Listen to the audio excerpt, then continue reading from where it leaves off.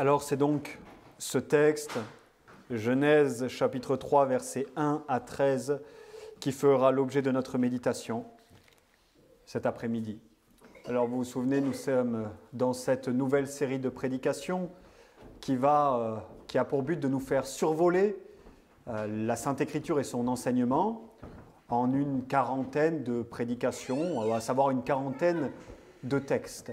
Nous avions commencé par Genèse chapitre 1 et la création. Nous avions poursuivi avec l'établissement de l'alliance des œuvres entre Dieu et Adam. Et en Adam, l'ensemble du genre humain. Nous passons à un autre texte clé de la révélation biblique. Cet après-midi, la transgression de l'alliance par Adam. La transgression de l'alliance par Adam. C'est un moment dramatique, s'il en est de l'histoire humaine. La chute, comme on l'appelle en général. La chute. Le manquement d'Adam à la condition de l'alliance des œuvres. La chute, le moment dramatique de l'histoire de l'humanité. Et alors, pour bien comprendre ce qui s'est passé au moment de la chute, avant de parler plus en détail la semaine prochaine des conséquences de cette transgression de l'alliance des œuvres, de ses conséquences pour chacun des descendants d'Adam et d'Ève, pour bien comprendre ce qui s'est passé cet après-midi, je vous propose d'examiner ce texte à la lumière de ses protagonistes. Examinons ce texte à la lumière de ses protagonistes. Et le premier dont il nous faut parler, c'est évidemment le tentateur. Il est l'un des grands protagonistes de la chute, de la transgression de l'alliance des œuvres. Satan le diable. Alors Satan, vous le savez, le diable, comme on l'appelle plus communément, c'est un ange déchu, un ange que Dieu a créé. Comme tout ce que Dieu a créé, il était bon, et il s'est révolté contre Dieu. Alors il ne s'est pas révolté seul, mais il s'est révolté contre Dieu, il s'est rebellé contre Dieu, et il est pour ainsi dire devenu le chef des armées rebelles, le chef de ces anges qui se sont rebellés contre Dieu. Donc, il faut toujours se souvenir qu'avant que le péché fasse irruption dans le monde, dans notre monde à nous, il avait déjà fait irruption dans le monde angélique. Si bien qu'on parle du péché d'Adam et Ève comme étant le premier péché. Bien sûr, le premier péché pour ce qui concerne la race humaine. Satan, le diable, c'est donc un ange déchu. C'est un ange qui existe véritablement. Il y a eu des tentatives ici et là de la part de certains théologiens ou de certains interprètes de la Bible qui se sont efforcés d'essayer de persuader les âmes fidèles que Satan, que le diable, que les démons dans la Bible, en fait, n'étaient pas des êtres qui existaient véritablement, mais qu'ils étaient la partie sombre de l'être humain, la corruption du péché qui était dans leur cœur. Bon, évidemment, on peut faire difficilement moins naturel et moins correct comme lecture du texte biblique. Satan, c'est un ange déchu, c'est un être qui existe véritablement. Et comme on disait ce matin, attention, ce n'est pas parce qu'on ne peut pas le voir qu'il n'existe pas ou qu'il n'est pas réel. Au contraire, il est tout aussi réel, sinon plus, que ce que l'on peut voir avec nos yeux, sentir par nos sens. Satan, tout comme les démons, c'est une créature déchue. Alors on pourrait dire comme l'homme, c'est vrai, depuis la chute, à ceci près que Satan et ses démons sont consommés dans le mal. Ce sont des êtres qui sont aussi mauvais qu'ils peuvent l'être. Satan, il est présenté dans la Sainte Écriture comme étant l'adversaire, n'est-ce pas? C'est ça, hein, Satan, l'adversaire. Il est présenté comme étant l'accusateur des fidèles, des frères, comme étant l'ennemi, comme étant celui qui divise. C'est ce que veut dire diable, hein, c'est celui qui divise. Et il est aussi présenté, et peut-être surtout présenté. En tout cas, pour sûr, dans l'imaginaire collectif, c'est sa caractéristique première, il est le tentateur. Il est le tentateur. Et l'Écriture sainte nous présente Satan comme l'artificier en chef, le maître artificier de la tentation. On va le voir, c'est lui qui tente Ève et par là même Adam. C'est lui qui tente notre Seigneur Jésus-Christ dans le désert. Matthieu chapitre 4. Après son baptême, notre Seigneur va dans le désert et il y affronte Satan et ses tentations. Mais Satan, c'est aussi celui qui tente les croyants en général. 1 Thessaloniciens, chapitre 5, verset 3. 1 Thessaloniciens, chapitre 5, verset 3.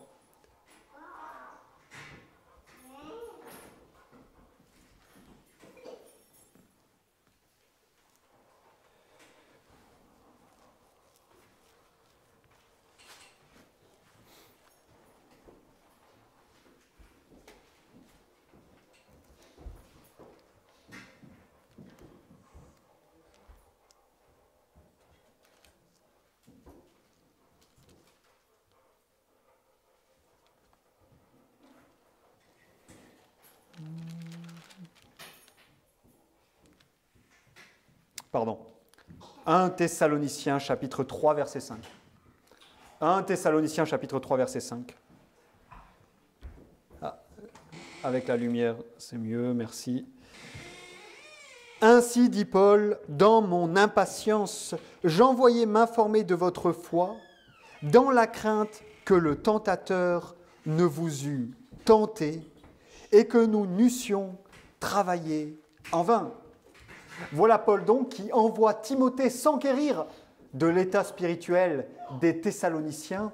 Pourquoi? De peur que le tentateur ne les ait tentés et qu'ainsi il ait travaillé en vain. Satan, sans nul doute, c'est le grand tentateur. Apocalypse chapitre 12, verset 9. Et il fut précipité, le grand dragon, le serpent ancien, appelé le diable et Satan, celui qui séduit toute la terre. Il fut précipité sur la terre et ses anges furent précipités avec lui. Il est celui qui tente, celui qui séduit toute la terre. C'est donc l'une des grandes activités de Satan, le diable, c'est la tentation. Il est le tentateur. Il a une palette d'activités assez large, bien sûr. Mais l'une de ses activités, c'est la tentation. Il vient tenter. Et alors, souvenez de ce qui nous est dit dans le Nouveau Testament, que nous n'ignorons pas les desseins de notre ennemi. Nous devons apprendre de notre ennemi pour savoir comment le combattre. Et à cet effet, le récit de la chute est riche en instructions et vous feriez bien d'y prêter attention. Parce que tôt ou tard, Satan viendra vous tenter. Il l'a déjà fait dans le passé, il le refera à l'avenir. Et vous devriez apprendre de ses manières de faire pour pouvoir le mettre en échec. Il y a un auteur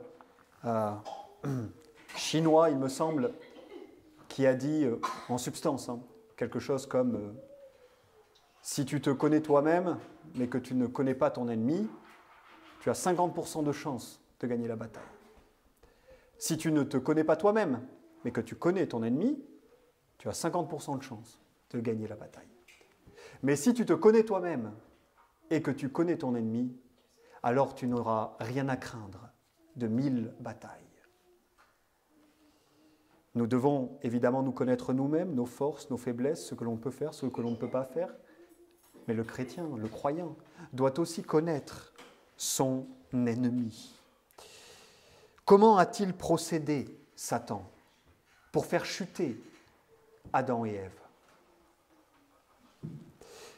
Et là, j'attire votre attention parce qu'il nous faut remarquer l'exploit de Satan, qui a réussi à faire tomber des créatures qui étaient saintes et innocentes. S'il a réussi à le faire avec des créatures qui étaient saintes et innocentes, à combien plus forte raison il est facile pour lui de le faire avec nous. Alors regardez bien, prêtez attention à la technique de Satan. Comment a-t-il procédé et comment procède-t-il encore aujourd'hui? Les ressorts qu'il fait fonctionner dans la tentation sont toujours les mêmes. Toujours les mêmes. Premièrement, Satan met en doute la parole de Dieu. Le verset 1, « Le serpent était le plus rusé de tous les animaux des champs que l'Éternel Dieu avait fait. Il dit à la femme, « Dieu a-t-il réellement dit, vous ne mangerez pas de tous les arbres du jardin ?» Dieu a-t-il réellement dit? Vraiment, Ève? Est-ce que Dieu il vous a interdit de manger?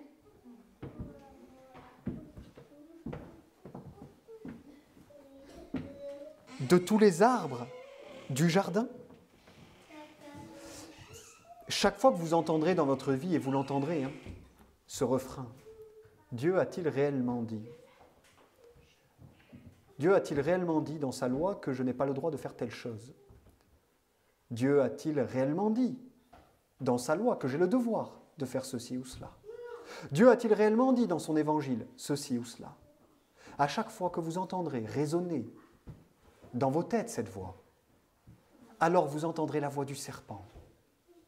Ce que fait le diable dans la tentation, en premier lieu, c'est qu'il cherche à nous faire douter de ce que Dieu a dit. Il cherche à tordre ce que Dieu dit. Vraiment, est-ce que Dieu il a dit ça? Dieu a-t-il réellement dit?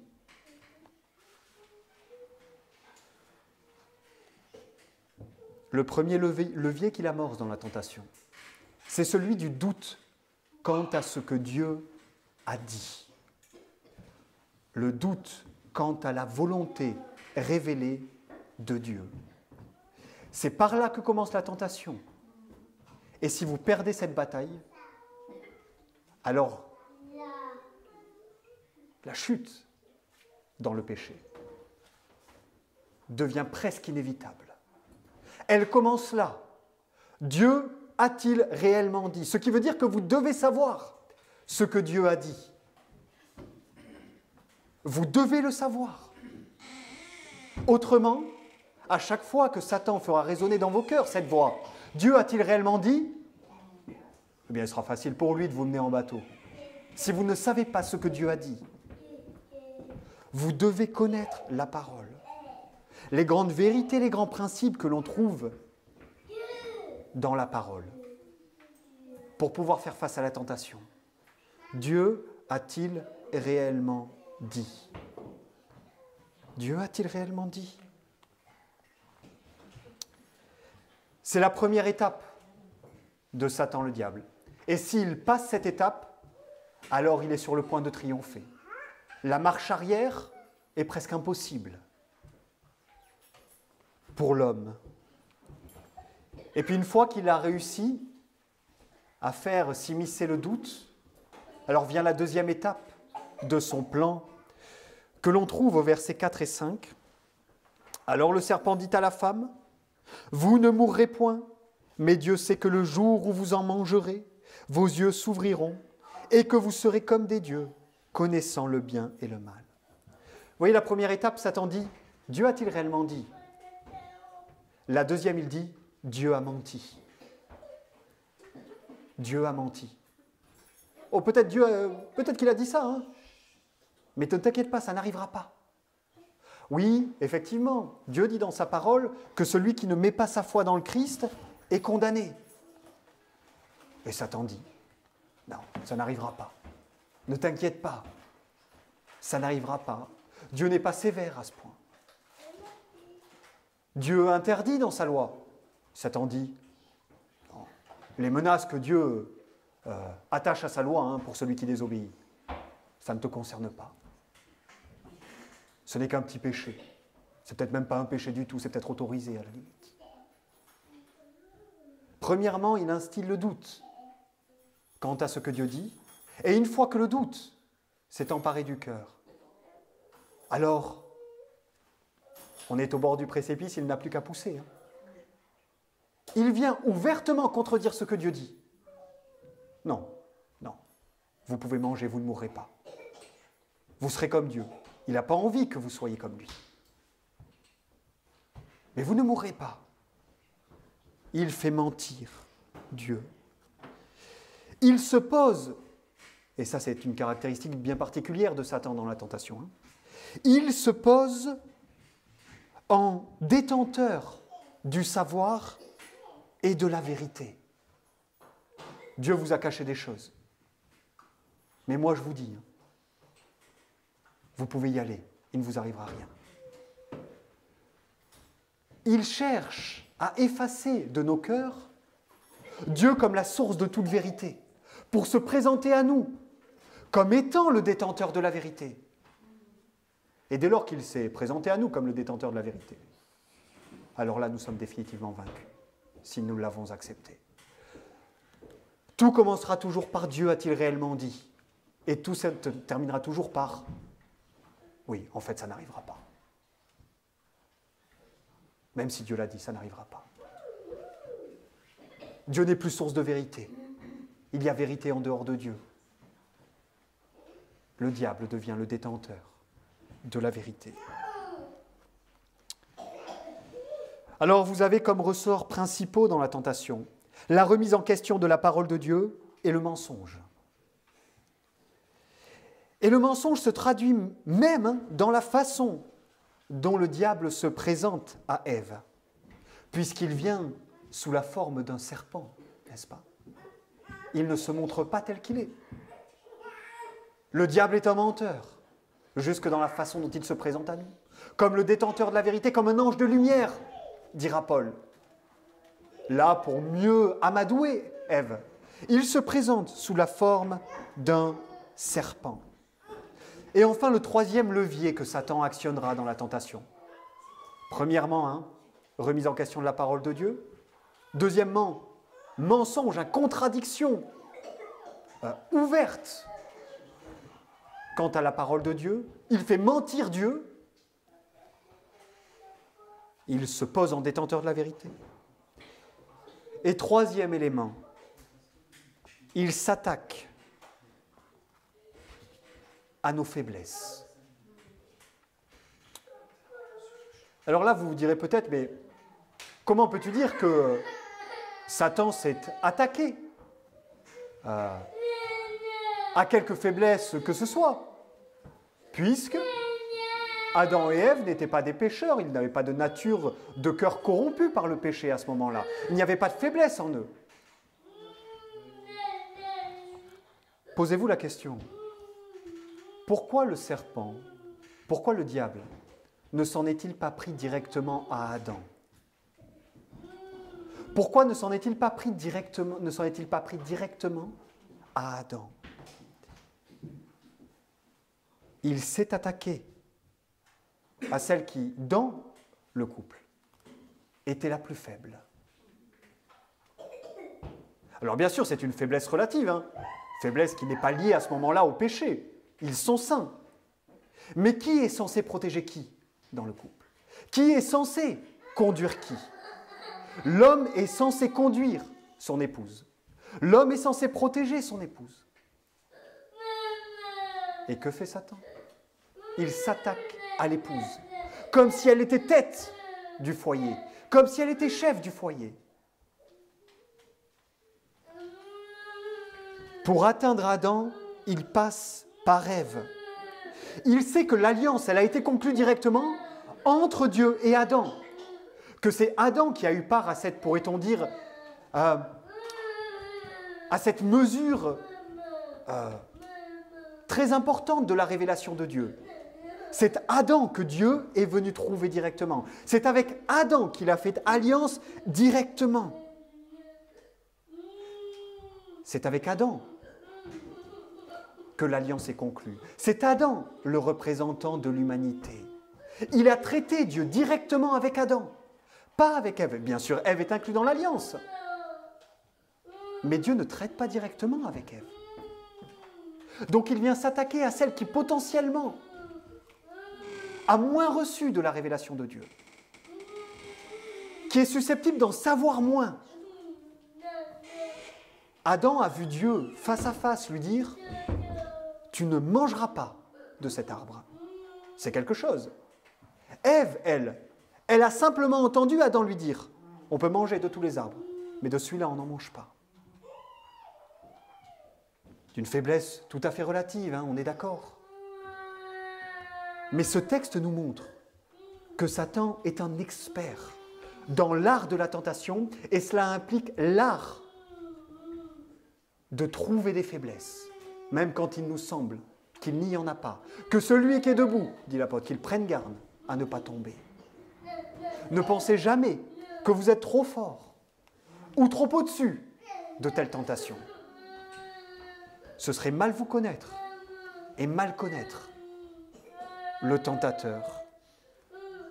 Alors la faiblesse, elle est aussi, voyez, un ressort de la tentation.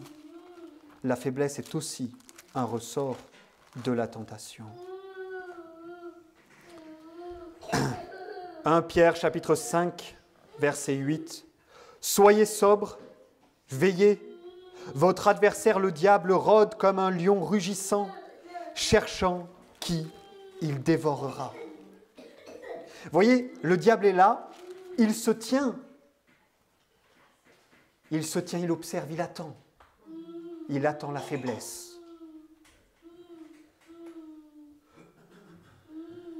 Dans les moments de faiblesse et de vulnérabilité, l'ennemi se tient à la porte. Il est l'expert de la faiblesse. Il a réussi à trouver une faiblesse chez nos premiers parents. Combien il est simple pour lui de trouver des faiblesses chez nous. Alors vous avez les 3 éléments de la tentation. Remettre en question la parole de Dieu. Deuxièmement, se poser comme détenteur de la vérité, en excluant Dieu de l'équation. Et finalement, s'attaquer à la faiblesse. C'est donc le premier protagoniste que nous examinons cet après-midi. Satan le diable, l'expert, le maître de la tentation. Mais maintenant, il nous faut examiner la femme, qui est, en termes d'importance ici, la deuxième grande protagoniste de l'histoire.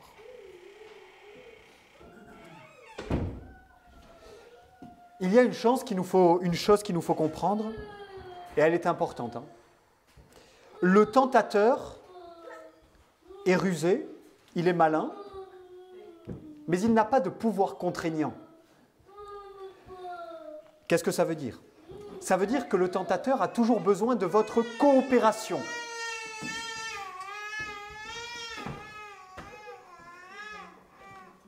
Le tentateur a toujours besoin de votre coopération, de notre coopération.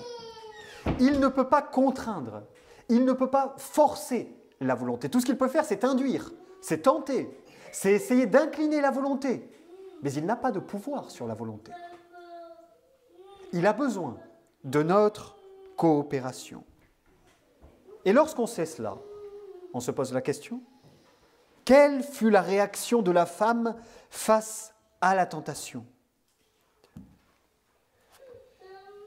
Eh bien, regardez comment la femme a agi. Premièrement, Satan met en doute la parole de Dieu. Comment réagit la femme? Je vous ai dit, hein, c'est dans cette première étape que se décide l'issue de la tentation?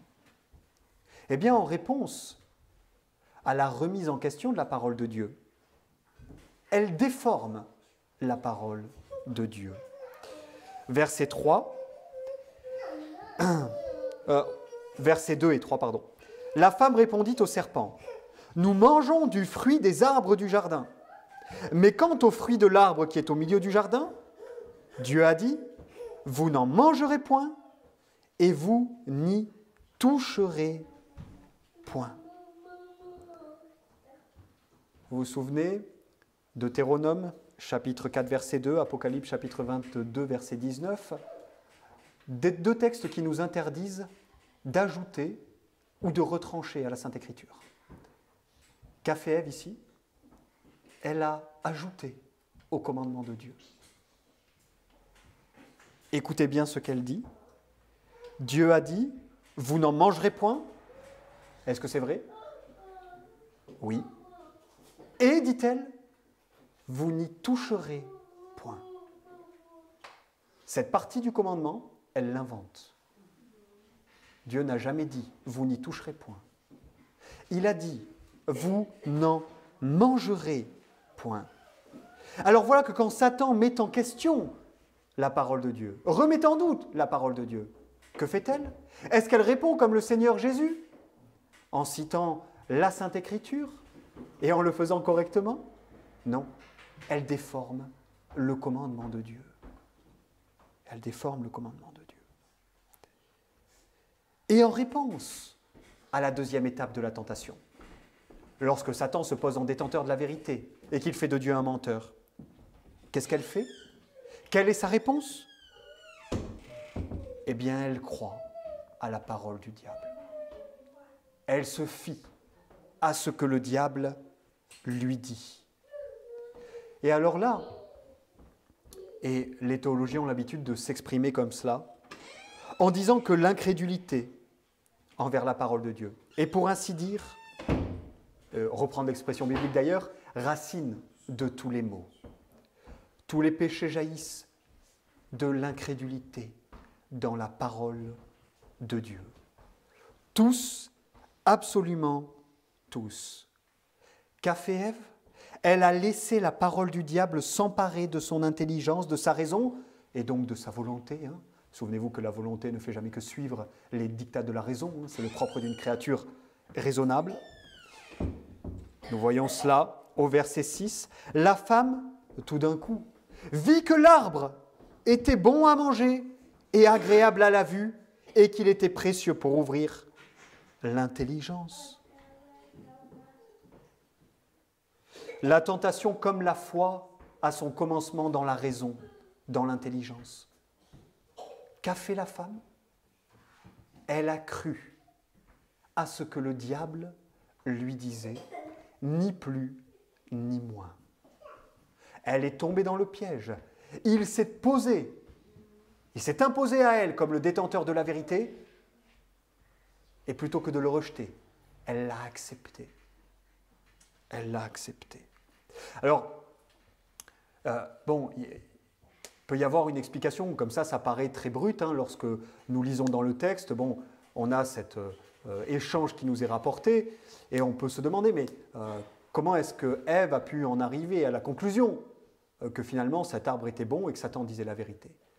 Bon alors, le texte est assez discret là-dessus, donc on va éviter de trop spéculer, mais en tout cas, un raisonnement avancé par un certain nombre d'interprètes et de théologiens et qui fait du sens,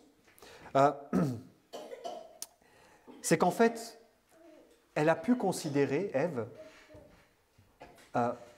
en voyant le serpent en train de lui parler, elle a pu penser que l'arbre, cet arbre que Dieu lui avait interdit, le serpent en avait mangé, et qu'en mangeant, il était passé d'une brute, d'une simple bête, à un animal raisonnable. Et qu'ainsi, il était tout à fait vrai que si elle, qui était un être raisonnable, en mangeait, elle allait devenir plus qu'un être raisonnable, elle allait devenir comme Dieu.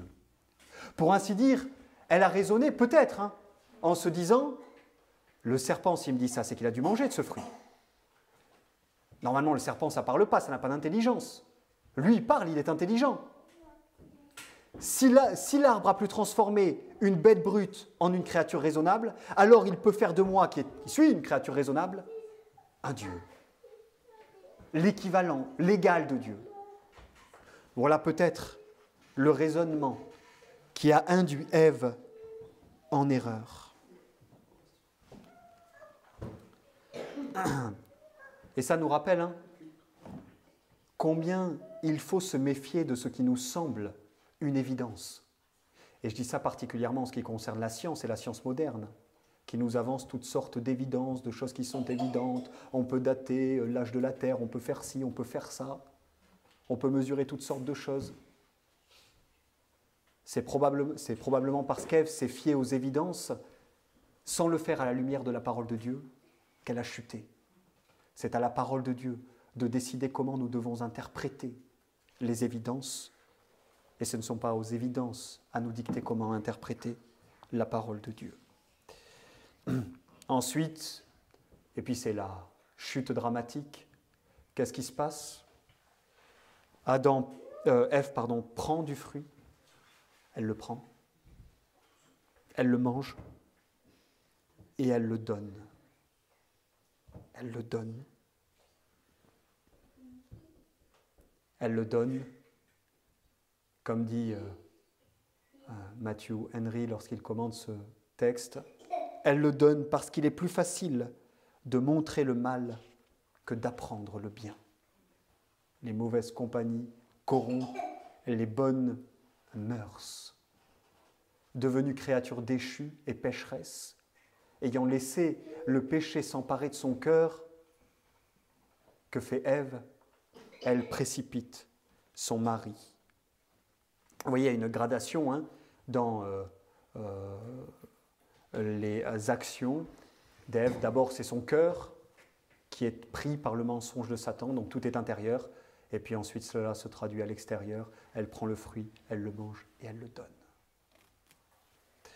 Enfin, le troisième protagoniste qu'il nous faut examiner. Alors, ce n'est pas le plus important dans le texte, en tout cas, mais théologiquement, c'est sans doute le plus important.